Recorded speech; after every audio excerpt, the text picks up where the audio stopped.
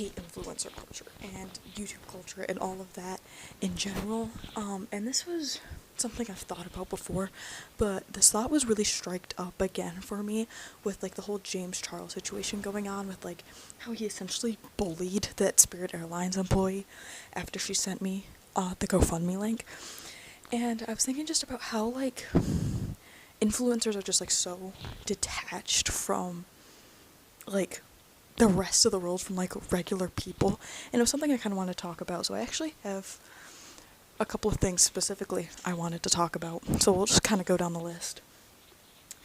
And so number one, I think that YouTube especially, but also TikTok, were better before people made them into careers and jobs. I'm not sure if a lot of people have said that before, but I will say it. I will stand on that, and I agree with that wholeheartedly. And some of my favorite YouTubers, like my absolute favorites, they are people that have quit their regular jobs and they do YouTube full time. That is how they make their money, right? And this is nothing personal against anyone who does YouTube or TikTok for a living. It's not a personal, there's not like a specific influencer or content creator that I hate. It is more of, I just think those platforms were better when people did them as hobbies. Because now, everyone takes them really seriously. And so I feel like everything is like, I feel like all the time on YouTube, I see people making videos about things that like, I'm not even sure they care about, or videos on topics that are like kind of stupid, and you get, like some of my favorite creators, they upload once a month, maybe, or like once every couple months, and it's like, you know you don't need to spend that much time on a video. Or it's like, they do it because they think that the video needs to be perfect, but then they leave us all hanging as the audience. So it's like, how are you making money if you're not putting out videos, but also at the same time, they're so far gone that they don't even need to constantly be making videos because they're still making so much money. So that's like, I feel like it's become a whole thing where it's like, you can tell they're losing the passion for it, and you can tell that like their heart's not fully in it anymore, but like they have to keep doing it, because how else are they going to survive? They haven't worked like a real job in so long that they don't have the skills for that anymore. They can't just like go back to whatever they were doing before, you know what I mean? And even then, I feel like that'd be really difficult to do. Once you reach a certain level of like notoriety, like you become a somewhat notable person, that like you can't just go out in public and you can't just get a normal job anymore, right? And I think, kind of like I said, when they were just hobbies, there was a lot more passion in them, that they were making videos because they wanted to. But also, YouTube sponsorships, oh my god, because YouTube is no longer a platform of just creating, it has become a lot of people's careers. Ads and sponsorships everywhere, all of the time. There's probably a bajillion ads on this video that I'm not even getting paid with, because I don't have enough, views and subscribers. And it's like, because YouTube is now a platform of profit, they're paying their creators and, everyone that actually works at YouTube, the company, bringing in a profit. And it's like, so because they have to pay those people and because they want such a profit, there's like no ad-free spaces anymore unless you get YouTube Premium. I've been watching YouTube since I was a kid. I'm 18 right now, but I've been watching it since the early 2010s. I remember the days when I could click on a YouTube video, there would be one ad at the beginning of the video. Oh, there was a mid-roll? Oh, that was crazy. And you'd get the little yellow dot telling you when there was going to be an ad, like on the bar. Oh, those were the days. And pretty much every ad was skippable. But now, because YouTube it's a platform of profit now. It is not, like, it's not just about passion anymore and just creating artwork and like videos. It is about making money. And so, like I just said, with sponsorships too, every single video has a sponsorship somehow. for something that like nobody even cares about. I'm sorry, I'm not buying your stupid water bottle. I'm not buying your stupid meal service. I don't care about this. I don't care about that. Like a second I hear a sponsorship in a video, skip. Tap tap tap tap tap. I'm skipping because I don't care about your sponsorship. Nobody does. Most of the people in your audience do not care. And I get it that they're doing it to make money, but they're only doing it to make money because it's not about passion anymore. It's about jobs. Okay. So I think that covers that point. Next thing I wanted to talk about when it comes to influencer culture, this is more of a TikTok thing, but I really don't like how much influencers promote like overconsumption and unrealistic lifestyles. They promote this idea that it's like normal to constantly be traveling the world, constantly be like staying in these luxurious like resorts and having this massive house and all these cars. Like that is not normal. That is not normal. Most people do not live like that. That is really only super rich people, such as like the top influencers. The average person cannot do that. They just can't. Or just this idea of like not working a lot. Like for a lot of people, like in the working class, you have to constantly be working like all of the time just to make ends meet. Whereas like influencers, they can kind of like dip for a little bit, for like take a couple days off, not post anything, and they'll be fine. There are people who they can't do that. Like they just can't do that. Also with like the overconsumption, like I said, that it's like you see these influencers getting all these PR packages or going to like Ulta and Sephora. It's mainly in like makeup and beauty that I see this, but it can also be for like house goods and like those like restock videos of like having all of these things that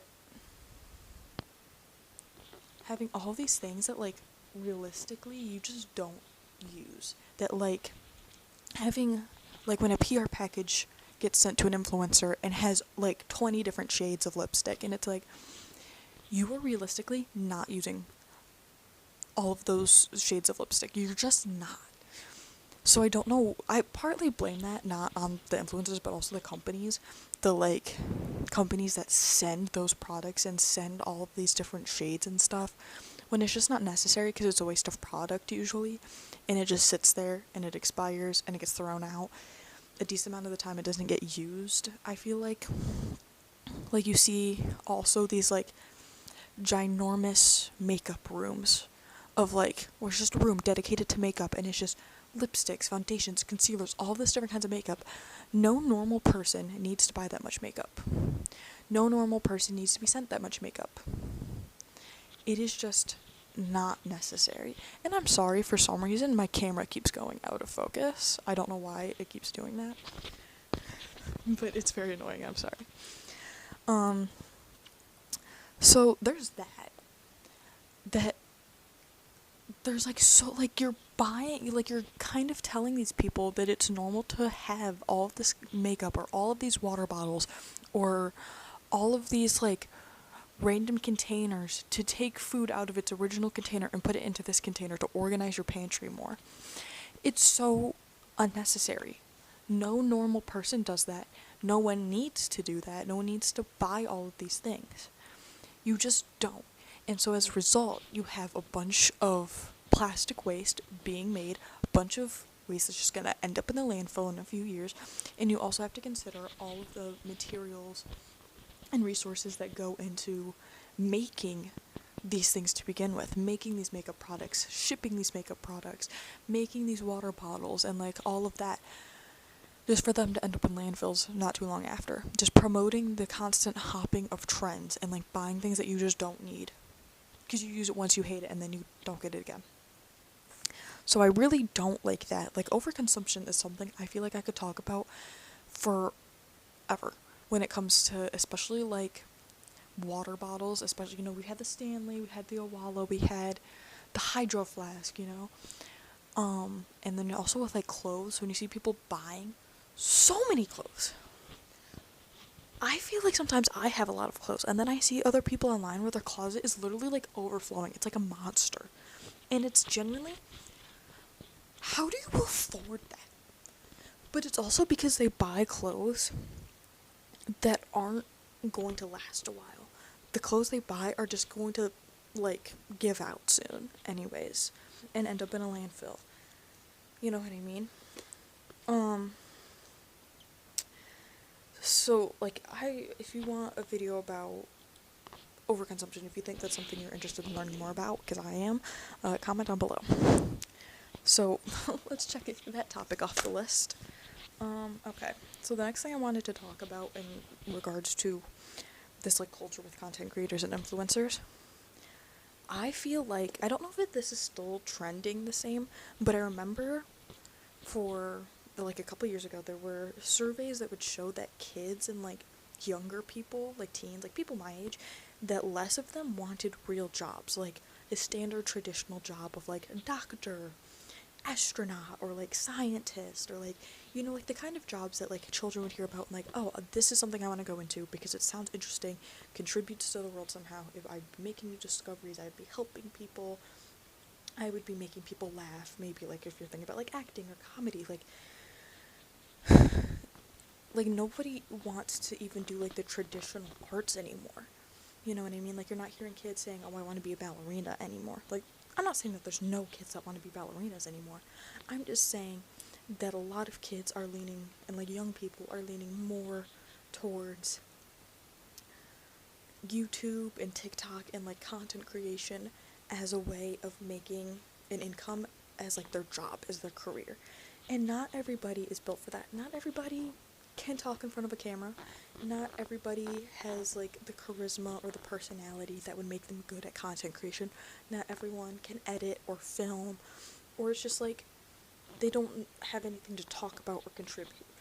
And it's also, so that kind of like, goes back to the, like, the unrealistic lifestyles that are promoted by influencers and content creators. But also it becomes an oversaturated market. Now, you have too many people that it's like, are you really even making any money? Because, like, some people are gonna watch this, some people are gonna watch this, some people are gonna watch this, and there's gonna be some, like, cross of, like, some of these people that watch this are also gonna watch this. But I feel like it just becomes an oversaturated market and then people get fatigued. They don't want to watch it anymore. If every single video on YouTube started to become about commentary, people would stop caring about commentary. That's the thing, is, like, gaming on YouTube would start being less valuable if everybody on YouTube was gaming. And that's what's going to happen if all of these young people try and pursue, like, YouTube and TikTok and stuff as their careers. But also then you start not having enough people going into more specialized fields. Like, we need electricians, we need plumbers, we need doctors, we need nurses, we need teachers. Like, not all of them are super happy-go-lucky fun jobs all the time, but we need people to do those things, and realistically, a lot of these young people have those skills. Like, they would be good in those fields. They're good at talking to people in person, they're good at problem solving, they're good at, like, hands-on work that, like, content creation, like, might not give them those things, you know what I mean? Like, there's some people that want to work more outdoors, so they should be working outdoors. Put them outside being a conservationist or environmentalist, or, like, something like that, working with animals. Don't keep them inside working on YouTube. Tell them, hey, there's other things that you would be better suited for.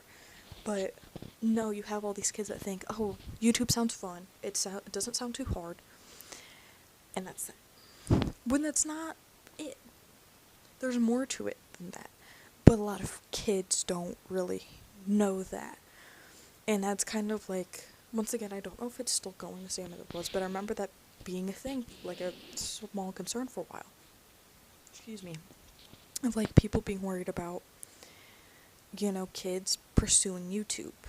That it became one of the, like, top careers that a kid wanted to have. And, like, we don't, like, YouTube, I feel like, isn't sustainable enough for that either. Like, YouTube has been around for nearly 21 years, I think. It's been around since 2005. But I don't know if, like, with how YouTube is changing, with how much it's pushing all of these ads, with how how money hungry it's become and all of that, I don't know if YouTube as a platform is going to survive that. And then it's like, are kids going to be able to transfer from like YouTube, these like new YouTubers, are they going to be able to transfer to a new platform? Is a new platform ever going to come about? We don't know. Right. Another thing I wanted to talk about, and this is kind of like the last major topic I had, it's that influencers become detached. They become problematic somehow. They become out of touch with reality. Like I was talking about at the beginning of the video with James Charles. He's not in touch with reality anymore. He's been doing YouTube and like social media for so long that like he doesn't understand how difficult it is to get an actual job. He doesn't understand, like how difficult it is when you get laid off. And like that goes for a lot of other influencers. They don't know what that's like anymore. So they become detached from reality. They become detached from other people that are like in the working class that don't have as much money as them, and they start to become problematic. And they start to promote, overconsumption. They start saying things that they shouldn't be, or saying things that are just like completely inappropriate. And then that gets us to cancel culture. So we try to like cancel these people, but does that even do anything anymore? Like, we've been canceling James Charles how many times now? He literally has been caught texting minors multiple occasions. Still has 40 million followers on TikTok. Still has 20 million subscribers on YouTube. He still has this massive platform. He still has a bunch of money. Like, canceling means nothing anymore. I think at one point it did kind of mean something, and I think there have been people that have been successfully like kind of kicked off their platforms and like brushed off of social media, that like nobody cares about them anymore. Like, what the fuck happened to Cody Co? You know what I mean? Like, I never watched him, but like I haven't heard about that guy in a while. No one cares about him anymore. At least as far as I'm aware. But like for a lot of influencers, also like celebrities too, where it's like they're just becoming bad people. We try to cancel them and then nothing really happens. Like, because even if something did kind of happen, or like people call them out, they don't really have to care. Like, also recently Billie Eilish kind of was called out for her whole thing about like veganism and like you can't eat meat and love animals at the same time. Like, kind of trying to promote veganism. And she was also someone that started off as like a small kind of independent artist and everything. And she kind of lost touch with reality too as she got like more famous and also just older. And people called her out being like, that's actually a terrible take. Like, that's not true. And not everyone can be vegan. That's just not how that works. Realistically, there's people that have to do it for financial reasons, like not be vegan. There's people that can't be vegan for health reasons, you know what I mean? There's people that aren't vegan for cultural reasons too. And it's like, veganism isn't like a be-all end-all, right? Another whole thing I could talk about is like veganism and like animal welfare, like the like animal, like farming and all of that. But like, people have, like I said, called her out for it, but does she really care? Does that really mean anything to her? And she's not like an influencer. She like kind of is. She's kind of like popular for her social media, but not like James Charles is, you know what I mean? Like, he's known for social media, she's more known for her music. But like, that doesn't matter to them anymore. They will still have an audience, because there's also people that don't care about how problematic they are. You know what I mean? There's still people that like will just support them no matter what. That's like another person, Wilbur Soot. He was, called out for being an abuser and just overall being a bad person. And like, for the most part, he lost a lot of popularity. A lot of people unfollowed him. A lot of people left his fandom. But there's still people that are dying for him. They're like ride or die for him. There's still people that like watch his content. he's still making money from his music and from his videos and stuff, I imagine. So, does his cancellation really mean anything? So do we even, like, care to cancel people anymore? But if we don't call these people out and try to cancel them, then we just get stuck with them being terrible people online, which then leads to the other problems of, like, how they promote bad things to, like, young people, and it just becomes, like, this whole problem, and I want to throw my phone off a cliff. So many times recently I've said I want to throw my phone off a cliff, and I'm getting this close to actually, like, climbing onto my roof and just chucking it into the woods. I'm not even playing anymore. But yeah, I think more of us, everybody, needs to put our phones down more. We need to all go touch grass.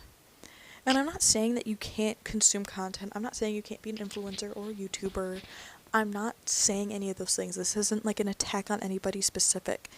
Even for the examples I provided of, like, influencers and content creators, it's more of just, I think we are all becoming too out of touch with the reality and with morals and with what is just normal of our society, and we need the content creators of the world to go and touch grass the most, because they are the people that are kind of, like, affecting all of this.